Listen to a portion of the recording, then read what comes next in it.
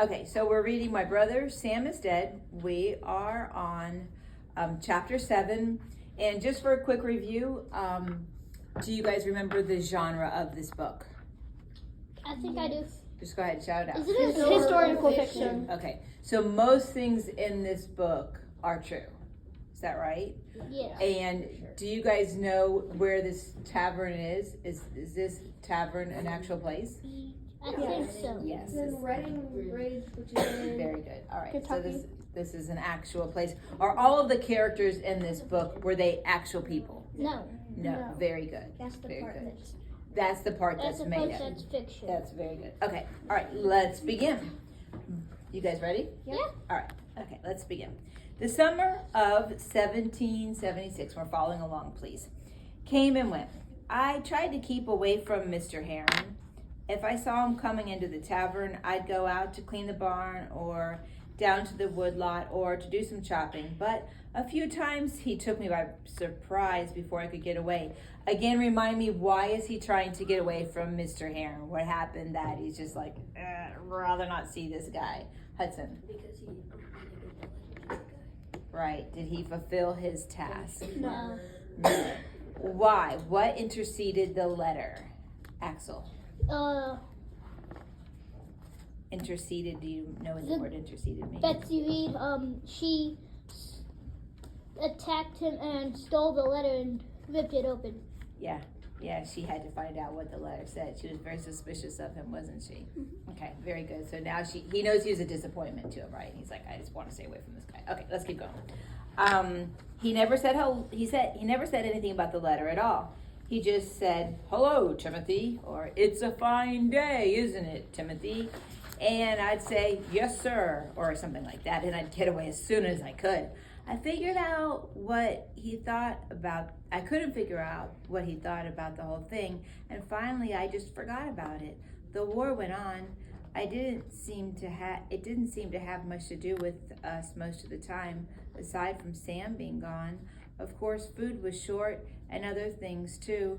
The men who still had their guns had trouble getting powder and shot. Cloth was getting scarce, and leather, because the Continental troops needed them for clothing and shoes, but nobody was really desperate. Sometimes we'd be reminded of the war when militiamen marched through, or we might see a soldier who had been wounded or whose enlistment was up walking back to his home, but mostly the war stayed away from us. Does anyone know what we call these things, the powder and the shot? There's a vocabulary word you guys had for that. Reagan. Powder and shot. There is one of the vocabulary words. Good, very good. You guys are so impressive. Okay, twice we got letters from Sam, or rather, Mother did. One came in August of that year and another one in September. The first one told us about the fighting in New York. The rebel troops had been beaten there, and the British had taken over the city, but the way Sam wrote about it, he made it seem like a glorious victory for the rebels. He said that his regiment had made a magnificent retreat, and the British were lucky they'd got out of it alive, but it sounded like the other way around to me. The second letter didn't tell much except that they were in camp someplace in New Jersey and probably would stay there for the winter. He was living a hard life. A lot of times they were in very short rations, eating just hardtack and water day after day. They didn't have proper clothing either. Some of the men had no shoes and went barefoot in cold weather. They wrapped cloth around their feet to keep from freezing. I guess there wasn't much glory in a lot of the time, but Sam said that their spirits were high. Mother and Father had a fight over the letters. When the first one came, Mother decided to answer it, but Father said no. She shouldn't encourage Sam in his recalcitrance. Do you remember what that word means? Hudson. doing what he's not supposed to and doing the opposite of what. Very good. Disobedience. His disobedience is recalcitrance. Mother argued with him, but he wouldn't give in. Let Sam feel our disapproval until he comes to his senses. But then when the second letter came, she said she was going to write an answer regardless. They had an argument about it. And when I was supposed to be asleep, I kept hoping Mom would win. It made me sad to think of Sam writing letters and nobody writing back. Although I guess Betsy Reed would write back, but Father didn't feel that way. The boy has to learn a lesson. He's far too headstrong. He isn't a boy anymore, Mother said. He is 16 years old. That's a boy, Susanna. He's 17, Life. How old were you when you left home? Well, that's different, he growled. There were 8 of us, remember? Too many mouths to feed as it was. Still, you went off at 16, Life. Sam's too headstrong. And you're not? I'm his father. I don't have to be questioned on my behavior. Mother laughed. Oh, you hate having anyone tell you what to do, yet you expect Sam to let you order him around? I'm going to write him, Life. He must surely be worried that we're all right. I don't want you to do it, Susanna. I know you don't, Life, but I'm going to do it anyway. I heard Father make a grunting sound, and then the door banged, and he stomped out of the barn. And in the dark, I clapped my hands. I was so happy that Sam was going to get a letter. But by that fall of 1776, I didn't have much time for pondering over Sam or Mr. Heron. Father was planning his usual trip for Verplanks Point, and this year, for the first time, I was going with him. It was pretty nearly 40 miles. I'd never been on so long a trip in my life. Sam used to go to help Father, and after Sam went off to college, Father got Tom Morups to go with him. But Tom was too busy, and so this time, Father had to take me. Verplanks Point was on the Hudson River, just south of a town called Peekskill. Boats from New York City and Albany stopped there for trading. The idea of our trip was to drive the cattle to Verplanks Point where we could sell them and then use the money to buy supplies we needed for the tavern and the store. Rum and cloth and pots and pans, needle and thread, and all sorts of things. The traders bought these things up from the river and to New York and to sell them to the merchants' towns along the way, like Verplanks Point and all of the towns along the way. And of course, the merchants there wanted cattle to ship down to New York, where there was a need for the beef. In October, Father began gathering the cattle. Some he got from the farmers who paid their bills with them for the cattle every year. Some he just bought knowing he could sell them for profit.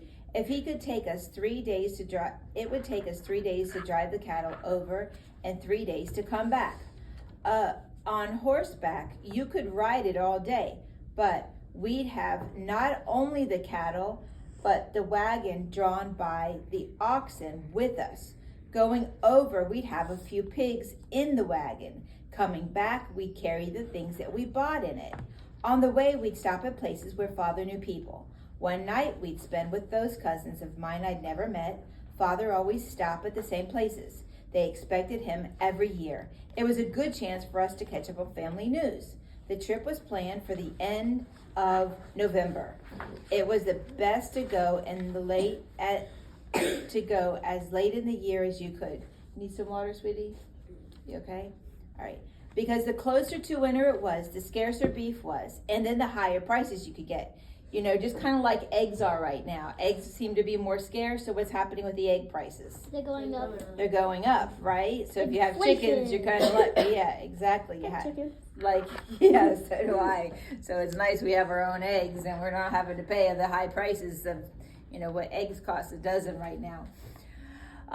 But if we waited too long, it would snow and then we would have trouble. Most of the time, it was easier to travel when the snow was on the ground. You just hitch a horse to the sledge and you slid over the packed snow.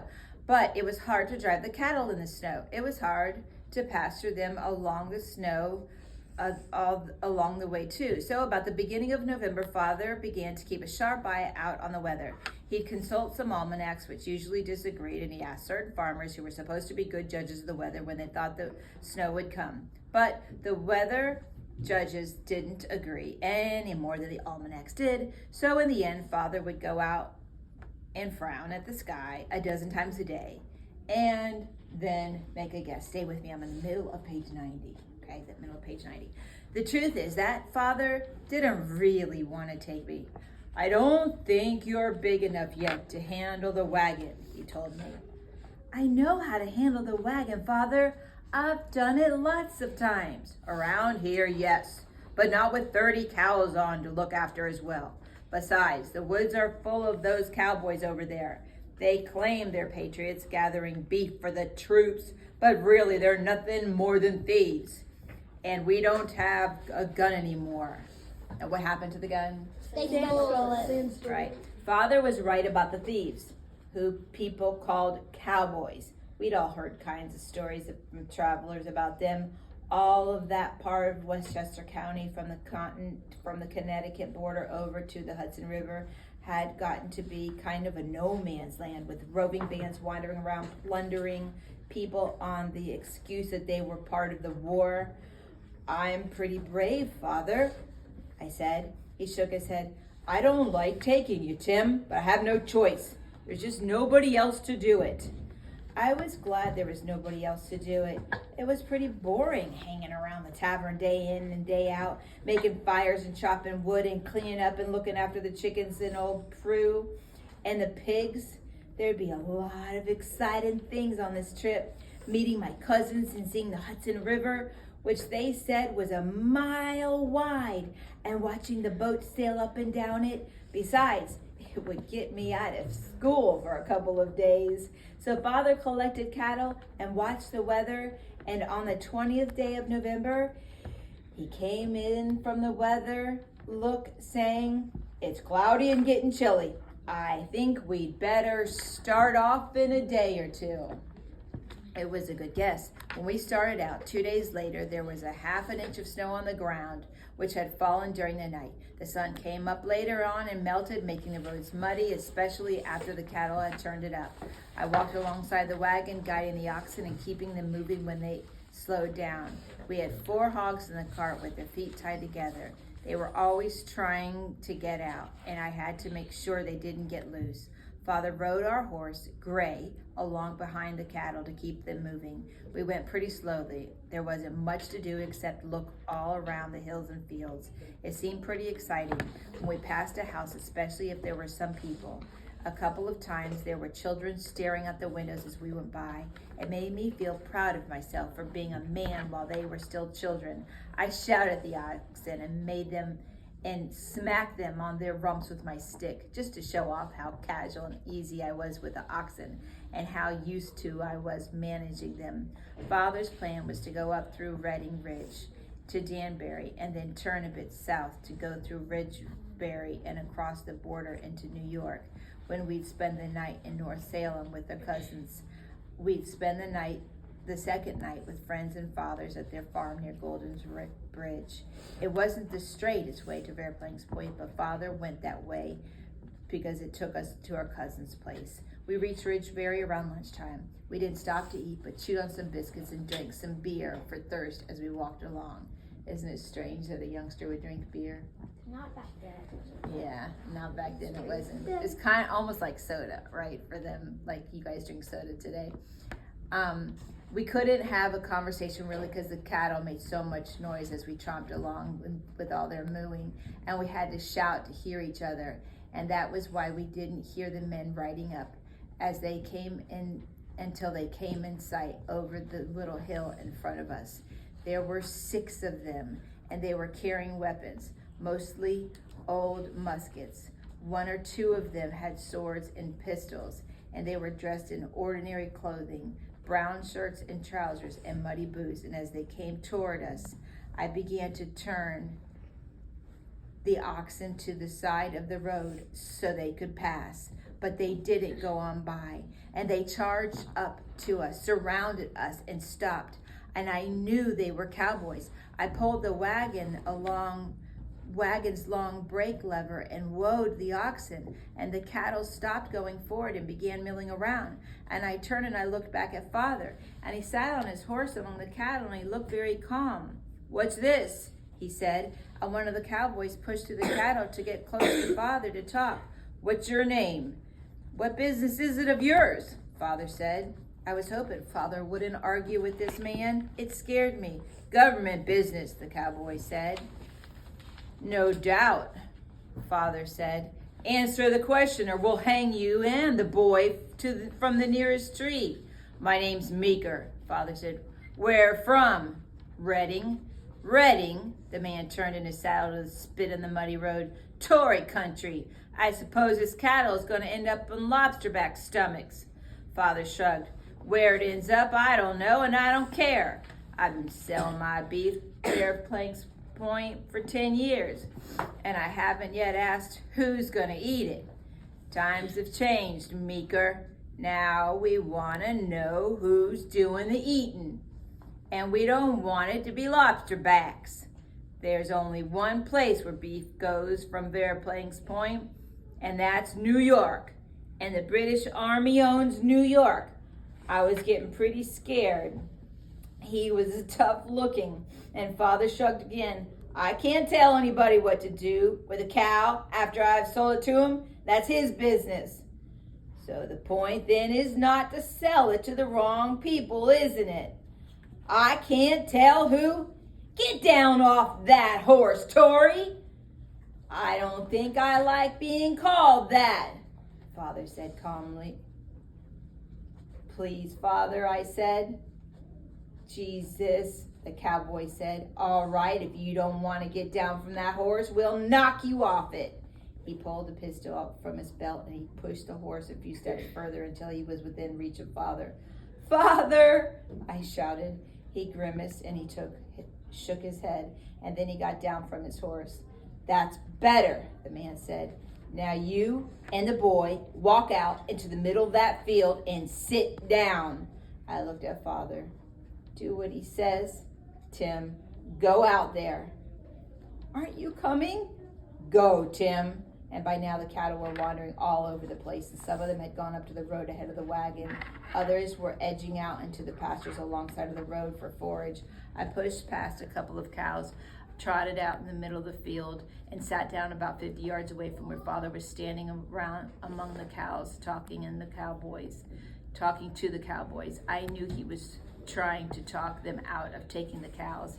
If we lost our cattle, we'd be in a lot of trouble because we'd have no way of getting the rum or the things we needed to run the store and the tavern. I could see him gesturing, pointing to the road, and then out to me as he explained something to the men. I wondered if he was scared. He seemed so calm and cool with the cowboys, and I wondered if down underneath if he was really as scared as I knew I was scared. Then I saw the man who had been doing all of the talking lean down from the horse and hit Father with something. It was the barrel of his pistol, I guess. Father put his hands up to cover his head. The man hit him again, and Father disappeared. He just dropped down among the cows, and I couldn't see him anymore. And I jumped up, but Father didn't get up, and I still couldn't see him. Father, I shouted, and the cowboys turned to look at me. Please, I shouted, please don't hit him anymore. We're going to stop there for now, boys and girls.